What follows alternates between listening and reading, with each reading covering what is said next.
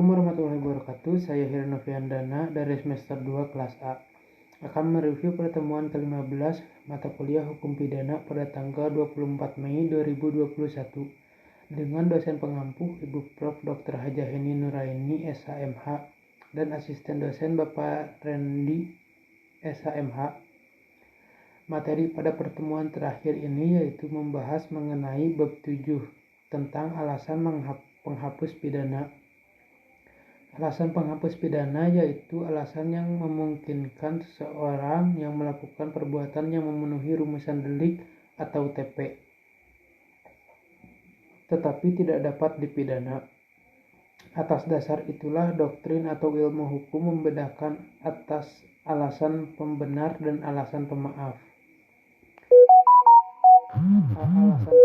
Alasan pembenar yaitu alasan yang meniadakan sifat melawan hukum dari perbuatan, sehingga menjadi perbuatan yang dibenarkan. Alasan pembenar dibagi dalam alasan pembenar umum, alasan pembenar khusus, dan alasan pembenar di luar UU.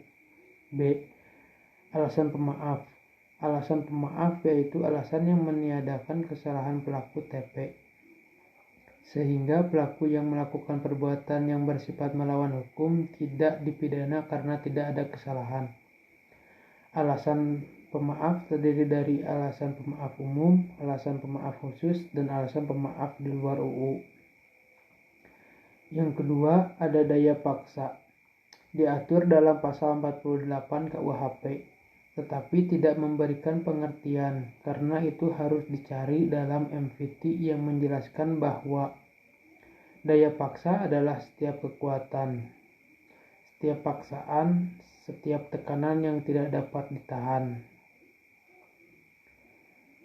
Dalam doktrin, daya paksa dibedakan dalam yang pertama, ada daya paksa absolut, yaitu daya paksa yang sama sekali tidak dapat ditahan, baik secara fisik maupun psikis.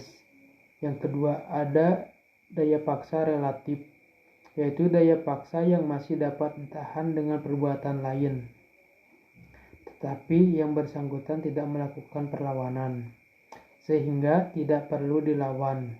3. Ada bela paksa. Bela paksa dalam pasal 49 ayat 1 KUHP yang disebut alasan penghapus atau peniadaan pidana syarat-syaratnya. 1. Perbuatan harus terpaksa dilakukan untuk pembelaan yang sangat perlu karena tidak ada jalan lain. 2. Perbuatan tersebut dilakukan karena ada serangan yang sekonyong-konyong atau mendadak dan seketika itu juga. 3. Pembelaan itu hanya dapat dilakukan untuk kepentingan hukum yang ditentukan secara limitatif, yaitu diri sendiri atau orang lain, kehormatan atau kesusilaan sendiri atau orang lain, dan harta benda sendiri atau orang lain. Yang keempat yaitu membahas tentang melaksanakan ketentuan UU. Melaksanakan ketentuan UU diatur dalam pasal 50 KUHP. Syarat melaksanakan perintah UU yaitu harus ada perbuatan melaksanakan UU untuk kepentingan umum, perbuatan tidak terbatas pada perintah UU saja, tetapi juga wewenang yang diberikan UU. Perbuatan harus patut wajar dan masuk akal. 5. Yang terakhir yaitu membahas tentang melaksanakan perintah jabatan.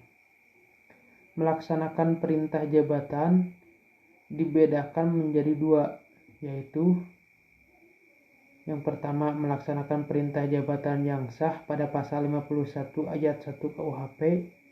2. Melaksanakan perintah jabatan yang tidak sah pada pasal 51 ayat 2 KUHP. Sekian review pertemuan ke-15 mata kuliah Hukum Pidana dari saya. Wassalamualaikum warahmatullahi wabarakatuh.